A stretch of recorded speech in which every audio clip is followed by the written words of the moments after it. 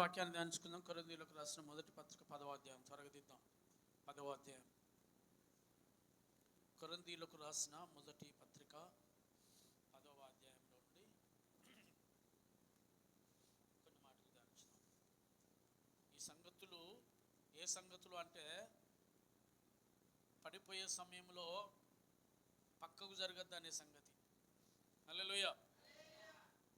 భారం మోస్తున్నప్పుడు అందరం కలిసి మోయాల్సిన భారంలో నుండి ఒకటి చీలిపోకూడదనే సంగతిని తెలుసుకోవాలి. ఆమేన్. హల్లెలూయా. 10వ అధ్యాయము 1 నుంచి 5 వచనాల వరకు చదువుదాం అందరం. చాలా ఉంది, అంతవరకు చదువుకుందాం. సహోదరులారా, ఈ సంగతి మీకు తెలియకుండుట నాకు ఇష్టం లేదు. అదేదనగా మన పితరులందరూ మేఘము క్రింద ఉండిరి. వారందరూ సముద్రములో నడిచిపోయిరి. అందరూ మోషేను బట్టి మేఘములోను సముద్రములోను బాప్తిస్మము పొందిరి. అందరూ ఆత్మ సంబంధమైన ఒకే ఆహారమును భుజించిరి. అందరూ ఆత్మ సంబంధమైన ఒకే పానీయమును పానము చేసిరి. ఏలయనగా తమ్మును వెంబడించిన ఆత్మ సంబంధమైన బండలోనిది త్రాగిరి. ఆ బండ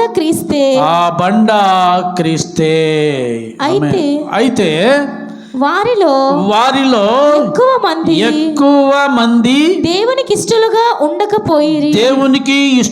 ఉండకపోయిరి గనుక అరణ్యములో సంవరింపబడిరి. ఆమేన్. హల్లెలూయా. హల్లెలూయా. మళ్ళీ అయితే వారిలో ఎక్కువ మంది, ఎంతమంది? ఎక్కువ మంది ఏమైనరట? వీళ్ళు దేవునికి ఇష్టలుగా లేరు. Praise the Lord. హల్లెలూయా. ఎంత భయంకరమైన మాట ఇది. అయితే వారిలో ఎక్కువ మంది దేవునికి ఇష్టలుగా ఉండకపోయిరు గనుక వారు ఏమైపోయినరట? అంతే, చంపేసిండట, చంపబడ్డారు వాళ్ళు. ఎంతమంది వారిలో అనే మాటకు అర్థమైంది. ఎంతమంది వారిలో? చాలామంది, ఎక్కువ మంది అన్నారు కదా. ఎక్కువ మంది అంటే ఎంతమంది తెలుసా? దాదాపు 6,35,000 మంది బయలుదేరారు. 6,35,000 మంది బయలుదేరితే ఇప్పుడు దేవుని లేఖనం అంటుంది వారిలో ఎక్కువ మంది దేవునికి ఇష్టలుగా ఉండకపోయినరట. ఆమేన్. హల్లెలూయా. హల్లెలూయా. ఇప్పుడు మీరు ఈ పైన చదివిన లేఖన భాగంలో కొందరు అని ఉందా? ఏమున్నా చెప్తారా? అందరూ అనే ఉన్నది. కొందరు అని లేదు. మొదట ఏముంది అంటే అందరూ మేఘము కింద నడిచిందంట. చూడండి, మన పితరులందరూ మేఘము కింద నుండిరి. వారందరూ సముద్రములో నడిచిరి. అందరూ మోషేను బట్టి మేఘములోను బాప్తిస్మం పొందిరి. అందరూ ఆత్మ సంబంధమైన ఒకే ఆహారం భుజించిరి. అందరూ ప్రైజ్ ది లార్డ్. హల్లెలూయా. ఈ అందరూ దేవుని ప్రతి విషయంలో అంటే దేవుడు చేసే సహాయాన్ని అందరూ అనుభవించినట్ట. అందరూ మేఘం కింద నడిచి వచ్చిర్రు. మేఘం కింద ఎందుకు నడిచిండ్రా అంటే ఎండ దెబ్బ తగలకుండా, పగలెండ దెబ్బ తగలకుండా, రాత్రి వెన్నెల దెబ్బ తగలకుండా ఆయన పగటి వేళ మేఘస్తంభముగా ఉండి, రాత్రి వేళ అగ్నిస్తంభముగా ఉండి నడిపించుకొని తీసుకొచ్చిండు ఆయన. అందరూ మేఘము కింద నడిచిరు, అందరూ సముద్రములో ఆరిన నేల మీద నడిచిరు. అంటే దేవుని మేలు పొందని వాడు ఒక్కడు కూడా లేడు, ఒక్కరు కూడా లేరు. అయినప్పటికీ వారిలో ఎక్కువ మంది దేవునికి ఇష్టలుగా ఉండక అరణ్యములో సంవరింపబడిరి. ఆమేన్, హల్లెలూయా. ఈ సంగతి మీకు తెలియకుండా ఉండడం నాకు ఇష్టం లేదా అంటాడు పాపం. ఈ సంగతి గురించి చెప్తా ఉన్నాడు. ఇప్పుడు దీన్ని బట్టి మనం ఎట్లా ఉండాలి మరి? దీన్ని బట్టి పౌలు మనకు ఎందుకు చెప్తా ఉన్నాడు ఈ మాటలు మనకెందుకు చెప్తా ఉన్నాడు? వారిలో ఎక్కువ మంది దేవునికి ఇష్టలుగా ఉండక అరణ్యములో సంవరించబడ్డారు, చంపబడ్డారు, చచ్చిపోయిందంట, కూలిపోయినరు. అందుకే యేసయ్య గారు రాసి, కృతజ్ఞత లేని వారు వేల కొలదిగా కూలినను, వేల కొలదిగా కూలిపోయినట్ట కృతజ్ఞత లేని వారు దేవుని బిడ్డలారా. కాబట్టి ఆ సంగతి మీకు తెలియకుండా ఉండడం నాకు ఇష్టం లేదు అంటా ఉన్నాడు పౌలు. ఇప్పుడు మనం ఏం చేయాలంటే జాగ్రత్త పడాలి, దేవునికి ఇష్టలుగా బ్రతకడానికి సిద్ధపడాలి. ఒకసారి కీర్తనల గ్రంథం తీయండి, వాళ్ళు ఎట్లా బతికినరో చూద్దాం. కీర్తనల గ్రంథము 78వ కీర్తన, 78వ కీర్తన 10వ వచనం నుంచి చదవండి. 10-11 త్వరగా. 10-11 9 కూడా చదువున్నాను. విండ్లను పట్టుకొని యుద్ధ సన్నద్ధులైన ఎఫ్రాయిము సంతతి వారు యుద్ధ కాలమున ఏం చేసిందంట? ఇది కదా, హల్లెలూయా, హల్లెలూయా. యుద్ధ కాలమున యుద్ధం చేయాలా, వెనకకు తిరగాల? ఇప్పుడు ఇక్కడికి ఎందుకు వచ్చినట్టు? మనం అసలు యుద్ధానికే వచ్చినాము. పౌలు భక్తుడు ఎఫెసీ పత్రిక 5వ అధ్యాయంలో అంటాడు, మీరు పోరాటములో ఉన్నారు, మీరు పోరాడుచున్నది మనుషులతో కాదు, మీరు పోరాడేది అంధకార సంబంధమైన దురాత్మల సమూహములతో పోరాడుచున్నారు అంటాడు. మనోళ్ళు పోరాడుతాడు, కోర్నేలు పోయి అక్కడ భూమి చుట్టూ పోరాడుతాడు. హల్లెలూయా. ఏం చేసిందంట? యుద్ధ కాలమున విన్లను చేతబట్టుకొని పోరాడవలసినటువంటి ఎఫ్రాయిము విల్లంబులను ఏం చేసిందంట? కింద పడేసింది. ఆమేన్, హల్లెలూయా. అంటే కంప్లీట్ సాతాను చేతిలోకి వెళ్ళిపోయినారు వీళ్ళు. అంతే, ఇక ముచ్చటే లేదు. ఆ కింద చూడండి, ఆ 10వ వచనం కూడా చదవండి. వారు దేవుని నిబంధనను గైకొనకపోయిరి, ఆయన ధర్మశాస్త్రమును అసలు ఇది చూడండి ఎంత దారుణం. వీళ్ళు ఈ విషయాలను గురించి చెప్తా ఉన్నాడు మనకు. పౌలు చెప్పే మాటలు ఇవి.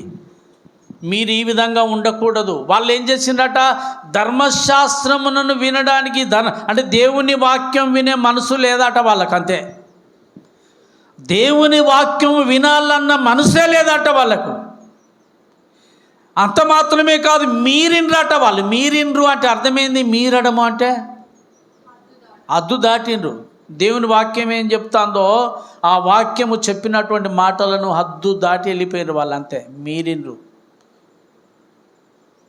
మీరితే ఏమవుతుంది అంటాడు? చచ్చిపోతారు. అంతే. ఆమేన్, హల్లెలూయా. మీరితే చనిపోతారు, అంతే, ముచ్చటే లేదు. కింద ఇంకా చదువాడా? కింద ఏముందో? ఆయన క్రియలను, ఆయన వారికి చూపిన తన ఆశ్చర్య క్రియలను మర్చిపోయినరు. ఆమేన్, హల్లెలూయా. ఏదే మర్చిపోయినరు. దేవుడు మనకు చేసిన మేళ్లను మర్చిపోవచ్చు అట్నా? కీర్తనకారుడు దావీదు 103వ కీర్తనలో అంటాడు, నా ప్రాణమా యెహోవాను సన్నుతించుము, నా ఉపకారములలో దేనిని. మరి ఇక్కడ వీళ్ళు ఏం చేసిందంట?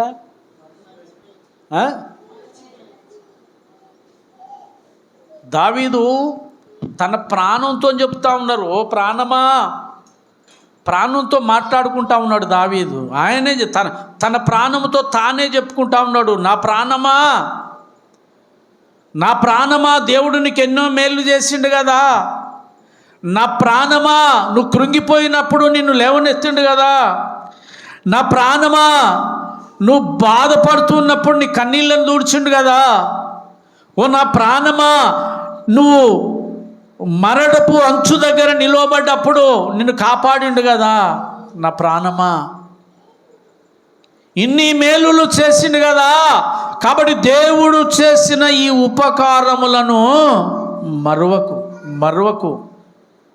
ఎవరితోనో చెప్పడం లేదా ఆయన. చూడండి ఎంత దారుణం ఇది, అద్భుతమైన మాట ఇది. ఇంకొకరితో చెప్పడం లేదు, ఆయన ప్రాణానికి ఆయన్ని చెప్పుకుంటా ఉన్నా. నేను అంటున్నా, దీని అర్థం ఏంది? మన ప్రాణానికి మనమే బోధించుకోవాలి. మన ప్రాణానికి మనం బోధించుకోవాలి అవద్దా? మరి ఎందుకు బోధించుకోవడం లేదో మనం, నాకు అర్థం కాదు. హల్లెలూయా. గుర్తుపెట్టుకోండి, మనం వస్తున్నామా పోతున్నామా అని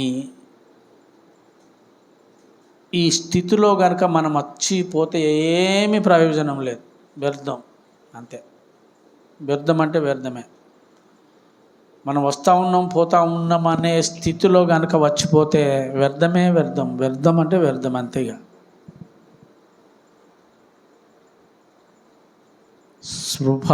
స్పృహ ఉండాలి. దేవుని సన్నిధిలో ఉన్నాము, దేవుని పని చేయాలి, దేవుని కొరకు వాడబడాలి, పూర్తిగా దేవునికి సరెండర్ అయిపోవాలి. ఒక్క మాటలో చెప్పాలంటే మనం మనం మనుషులం కాదు ఇక్కడ ఉండాల్సి, మనసంతా ఇక్కడే తిరుగుతూ ఉండాలి. అట్లా అయినప్పుడే దేవుని మేలులను చూడగలము, పొందుకోగలము, కృతజ్ఞత కలిగి ఉండగలము. ఆమేన్, హల్లెలూయా. దావీదు అది అంటా ఉన్నాడు, నా ప్రాణమా యెహోవాను సన్నుతించు, ఓ నా ప్రాణమా అంటా ఉన్నాడు.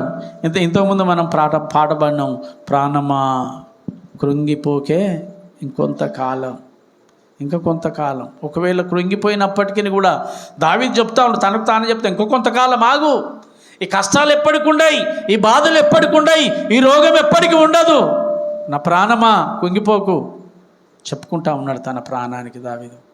కానీ పౌలు ఇశ్రాయేలుల గురించి మాట్లాడింది ఆ మాట కాదు. వారు దేవుడు చేసిన ఆశ్చర్య కార్యములను మర్చిపోయినట. వాళ్ళు అప్పుడే మర్చిపోయినట. ప్రైజ్ ద లార్డ్, హల్లెలూయా. ఏమేం మర్చిపోయినరో కింద రాసున్నది చూడండి ఒకసారి. కింద రాసున్నది,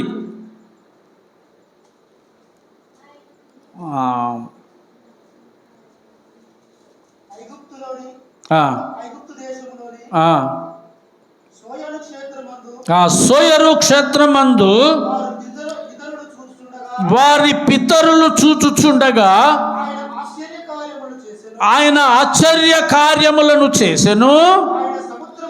ఆయన సముద్రమును పాయలుగా చేసి, దీని అర్థమైందో తెలియదు. సముద్రమును పాయలుగా చేసిన మనకి ఏ సముద్రాలు అడ్డం రాలేదు, దేవుడు మనల్ని ఏ సముద్రం దాటించలేదు కదా, అంతేనా కదా. ఇశ్రాయేలీలు ఐగుప్తు నుండి బయలుదేరి వస్తూ ఉన్నారు, కనానుకు రావాలి. మధ్యలో ఎర్ర సముద్రం వచ్చింది కాబట్టి ఆ దాటడం కొరకు ఆయన సముద్రంను పాయలు చేసిండు. మరి మనకేం చేసిండు అంటే మీరు ఏం చెప్తారు చెప్పండి? అంతేనా?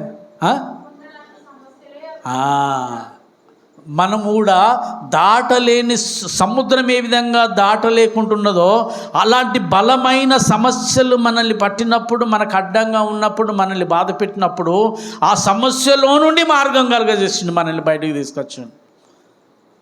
అది కరెక్ట్. ఆమేన్, హల్లెలూయా. కాబట్టి వాళ్ళను ఆ సోయరులో ఉన్నప్పుడు ఆయన ఎర్ర సముద్రం అడ్డుగా వచ్చినప్పుడు దాన్ని పాయలు చేసి ఆరిన నేల మీద తీసుకొచ్చిన సంగతి కూడా మర్చిపోయినట్ట వాళ్ళు. ఆమేన్, హల్లెలూయా. ఆకలి అవుతా ఉంది అంటే అసలు ఎక్కడ ఆకాశంలో పంట ఎత్తారా? ఎవరైనా విత్తనాలు ఎత్తారా? మీరు చెప్పండి. ఆకాశంలో విత్తనాలు వేయవచ్చా? దున్ని ఆకాశంలో పంట పండుతుందా? పోనీ పొయ్యి పెట్టి అన్నం వండుతారా అక్కడ? ఆకాశంలో, భూమి మీదనంటే పొయ్యి పెట్టి వండుతారు కదా. కానీ ఇశ్రాయేలీయులకు అక్కడి నుండి వండొచ్చింది మన్నా. ఆకాశములో నుండి మన్నా కురిసింది వాళ్ళకు. అంటే అంత గొప్ప ఆశ్చర్య కార్యాలు జరిగిస్తే అవన్నీ మర్చిపోయిందంట. ఆమేన్, హల్లెలూయా. అవన్నీ మర్చిపోయి యుద్ధ కాలమున వెనుకకు తిరిగిందంట. కీర్తనల గ్రంథము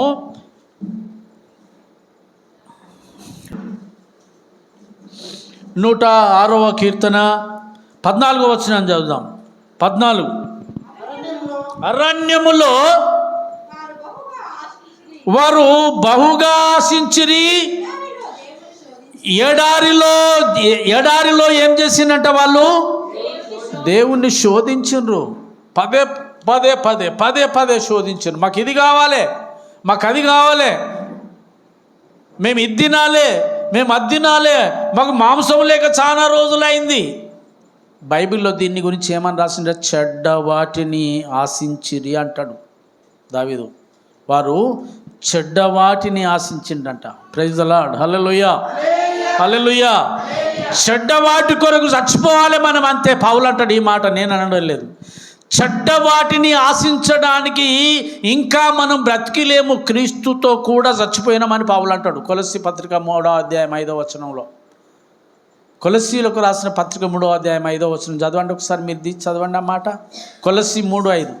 చెడ్డ వాటిని ఆశించడానికి ఇంకా మనము మన కొరకు బ్రతికిలేము, క్రీస్తునందు మనం మృతి పొందినము అంటాడు ఆయన. 3:5 కొలస్సీ.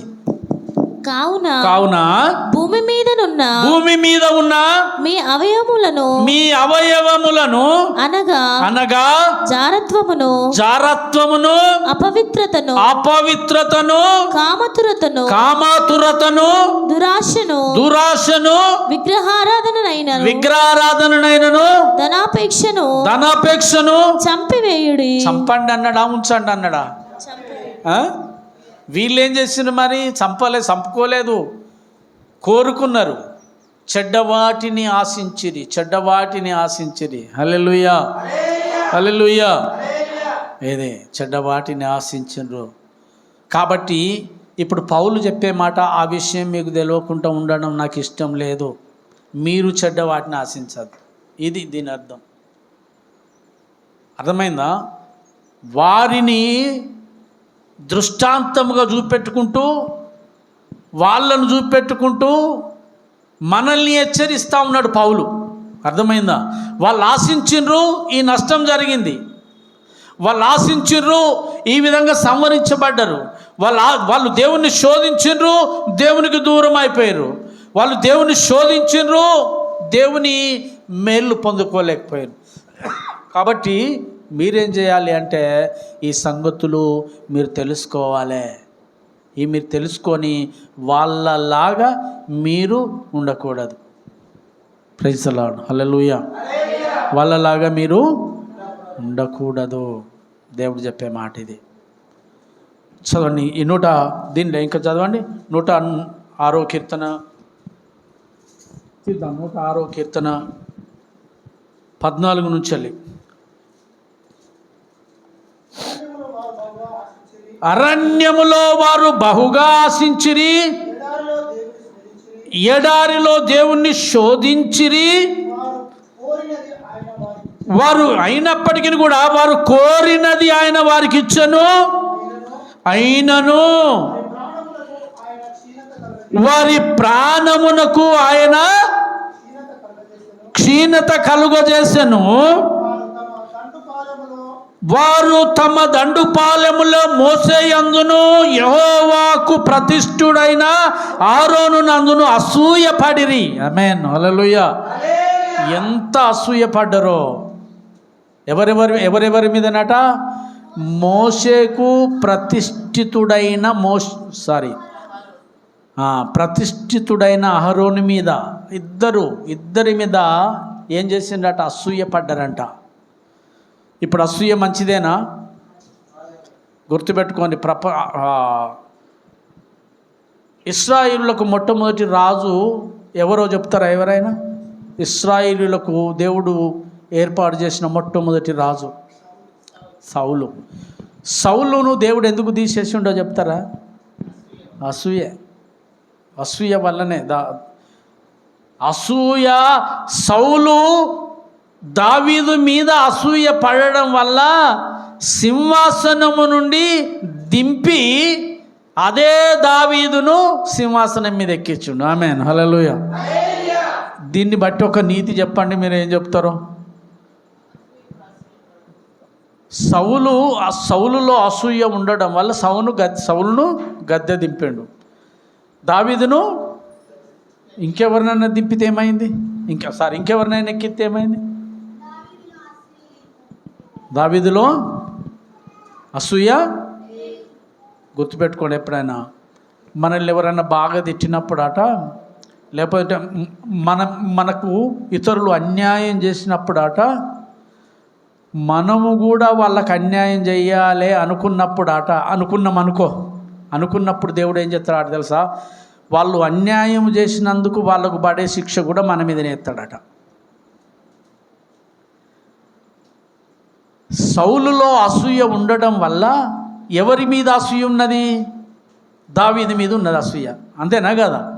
ఇప్పుడు అసూయకి ఎవరు బాధపడతారు? సౌలులో ఉన్న అసూయ వల్ల దావీదు. చెప్పండి, ఎవరు బాధపడతా ఉన్నారు? కాబట్టి బాధపడ్డోని కుర్చీ మీద కూర్చోబెట్టిండు, బాధ పెట్టినోని దించేసిండు, బాధపడ్డోని ఏం చేసిండు? అంతే కదా, అదే కదా. అంటే దీన్ని బట్టి మనం మన ఇంటి పక్కోని మీద కూడా అసూయపడద్దు. ఇది మెయిన్. మనము మన ఇంటి పక్కోళ్ళ మీద అసూయపడితే ఏం చేస్తాడు? మనది తీసి, చెప్పండి, మనది తీసేసి వాళ్ళకి ఇస్తాడు. హల్లెలూయా. అది కాబట్టి అసూయ ఇశ్రాయేలులకు అసూయ. కాబట్టి మనలో అసూయ ఉండకూడదు అని చెప్తాను. చూడు, వారు తమ దండుపాలెములో మోషే యందును యెహోవాకు ప్రతిష్ఠితుడైన అహరోను యందును అసూయపడిరి. భూమి నెర విడిచి దాతానును మృంగెను, అది అబీరాము గుంపును కప్పివేసెను. వారి సంఘములో ఏం మండింది? ఎందుకు? వారి సంఘములో అసూయ ఉన్నది కనుక. వారి సంఘంలో ఏమున్నది? అసూయ ఉన్నది. ఇప్పుడు అసూయ ఉంటే సంఘం ఏమైపోయింది? కాలిపోయింది, అంతే. సంఘానికి ఆలబెట్టిండు దేవుడు, ఆ సంఘానికి ఆలబెట్టిండు. కొంచెం మొదలవుతుంది అసూయ. హల్లెలూయా, హల్లెలూయా. ఇంకొక మాట చూద్దాము, 25వ వచనం కూడా చదువుదాం ఒకసారి. ఇదే దీంట్లోనే 25వ వచనం. యెహోవా మాట ఆలకింపక వారు తమ గుడారములలో, వమ్ము, ఇది దారుణము, సనుగుకున్నారంట. సనుగుకోవడం ఇది చాలా భయంకరమైన పాపం. బైబిల్లో ఒకటి జారత్వము, భయంకరమైన పాపం జారత్వము అనేది. రెండోది సనుగుకోవడమే. రెండోది జారత్వము అనే మాటకు ఆత్మ సంబంధమైన వ్యభిచారం. అది అర్థమైందా? శరీర సంబంధమైంది కాదు, ఆత్మ సంబంధమైన వ్యభిచారం. నేను పొద్దున్నే చదివిన దేంట్లో ధనము అనే దేవుడు అట, ధనము అనే దేవుణ్ణి పూజించినట వాళ్ళు. హల్లెలూయా. దాన్ని జారత్వము అన్నారు. అంటే దేవుడు అతి భయంకరంగా అసహించుకునేది ఏంటిది అంటే జారత్వము. రెండవది అసూయ, ఇది. మూడోది సనుగుడే. సనుగుడు. ఆమేన్, హల్లెలూయా. సనుగుడు భయంకరమైన పాపం. కాబట్టి మీలో ఈ సనుగులు, సంశయములు అంటే అనుమానాలు, ఈ సనుగులను సంశయములను మీలో ఉండకూడదు. ఇది మీరు తెలుసుకోవాలి, ఇది మీకు తెలియాలి అని నా ఉద్దేశం అని పౌలు చెప్తా ఉన్నాడు. ఆమేన్, హల్లెలూయా. ఇది పౌలు యొక్క ఉద్దేశం. ప్రైజ్ ది లార్డ్, హల్లెలూయా. దేవుడు దావీదుతో ఒక మాట చెప్పిండు, నేను మీతో ఉండాలనుకుంటున్నా, నాకు ఒక మందిరం కావాలి అన్నాడు. ఆమేన్. హల్లెలూయా, హల్లెలూయా. ఇప్పుడు దావీదు అంత గొప్పోడు కదా, దావీదు దేవుని మందిరాన్ని కట్టాలా వద్దా? కట్టాలి. కానీ ఎందుకు కట్టలేదు చెప్తారా? ఎందుకు కట్టలేదు? రక్తం అంటిన చేతులు. మరి ఎందుకు అంటినాయి రక్తం? గొలియాతును ఎందుకు చంపినట్టు? దేవుని కొరక, ఆయన సొంతగనా? అంతే కదా. దేవుని ప్రజలను దూషించిండు కాబట్టి మరి అది ఎట్లా పాపం అవుతుంది? ఎట్లా పాపం అవుతుంది? దావీదుతో దేవుడు అన్నాడు, దావీదు నువ్వు కాదు నాకు మందిరం కట్టాల్సింది, నీతోని కట్టించుకొని నేను మందిరం నీ కొడుకుతోని కట్టించుకుంటా అన్నాడు. ఆమేన్. హల్లెలూయా. నీ కొడుకున్నాడు కదా సొలొమోను ద్వారా నేను దేవుని మందిరాన్ని కట్టించుకుంటా అన్నాడు ఆయన. దావీదు సనుక్కోలేదే, సనిగిండా? దావీదు నా హృదయానుసారి అన్నాడు దేవుడు. అంతేనా కదా? దావీదు నా హృదయానుసారి, నాకు ప్రియుడు అన్నాడు బైబిల్లో, నాకు ప్రియుడు అన్నాడు. కానీ అయినా దావీదు సనుక్కోలేదు, ఒక్క మాట కూడా దేవుణ్ణి అనలేదు. ఎందుకు అంటే దేవుడు దావీదును దేని కొరకు వాడుకున్నట్టు, కేవలము ఆయన పక్షాన యుద్ధాలు చేసి ఇశ్రాయేలు ప్రజలకు మొట్టమొదట సమాధానం కావాలి. అంతే. ప్రజలందరిని ఒక్క దిక్కు తీసుకురావాలి, ప్రజలందరినీ దేవుని దగ్గరికి నడిపించాలి. దాని కొరకు దావీదును వాడుకున్నాడు. ఆమేన్. హల్లెలూయా. ఇంకోటి ఏంటంటే ఇదంతా చేస్తూ దావీదు దేవుని మందిర నిర్మాణానికి కావలసిన ధనమంతా సమకూర్చి పెట్టిండు. అంతే, అంతా తయారు చేసి పెట్టిండు. ఎప్పటిదాకా అంటే దేశంలో సమాధానం ఏర్పడేంత వరకు, అసలు యుద్ధాలే లేకుండా చేసిండు. పోరాటం అంతా ముగించి గుడి కట్టడానికి, దేవుని మందిరం కట్టడానికి కూడా కావలసిన ధనం అంతా సమకూర్చి పెట్టి అప్పుడు సొలొమోనుకు చెప్పాడు, బాబు నేను బైబిల్లో ఆ మాట అద్భుతంగా ఉన్నది. 2 రాజులు 2వ అధ్యాయంలో ఆయన ఏమంటాడంటే, లోకులందరూ వెళ్ళిపోయే మార్గాన నేను వెళ్ళిపోతా ఉన్నా, కాబట్టి నువ్వేం చేయాలంటే దేవునికి మందిరం కట్టాలి అన్నాడు. Praise the Lord. హల్లెలూయా. నువ్వు దేవునికి మందిరం కట్టాలి అన్నాడు. కాబట్టి దైవజనమ సంగమ, ఎందుకు వాళ్ళ సంఘములో అగ్ని రగిలిందయ్యా అంటే వాళ్ళలో అసూయ ఉన్నది, ఒకరి మీద ఒకరికి అసూయ ఉన్నది. అంతే, ఒకరి మీద అంతే. వాళ్ళ దాంట్లో వాళ్ళకే అసూయ, వాళ్ళ దాంట్లో వాళ్ళకే. మోసే ఎక్కడి నుండి వచ్చిండు? ఇశ్రాయేలీయుడే మోసే మీద అసూయ. ఆరోన్ ఎక్కడి నుండి వచ్చిండంటే ఆరోన్ కూడా ఇశ్రాయేలీయుడే, లేవి వంశస్థుడే. లేవి అనేది యాకోబు కొడుకులలో ఒక్కడు మాత్రమే. 12 మందిలో లేవి ఒక్కడు, బెన్యామీన్ ఒక్కడు, ఎఫ్రాయిం ఒక్కడు, ఆషేరు ఒక్కడు, రూబేన్ ఒక్కడు. అంటే యాకోబుకున్న 12 మంది కొడుకులలో లేవి కూడా ఒక్కడే. కానీ వాళ్ళ సంతతి మీదనే, వాళ్ళ ప్రజల మీద వాళ్ళకే అసూయ పుట్టింది. ఆమేన్. హల్లెలూయా. అసూయతోని దేవుని ఆశీర్వాదం కోల్పోయిన వాళ్ళు. భూమిని నెరవిడిచి మింగిందంట, సంఘములో అగ్ని రగిలిందంట. ఆమేన్. హల్లెలూయా. కాబట్టి మనలో అసూయ ఉండకూడదు అని పౌలు చెప్తా ఉన్నాడు. దేవునికి స్తోత్రం. హల్లెలూయా, హల్లెలూయా. ఇంకో మాట చూద్దాం, 16వ వచనం.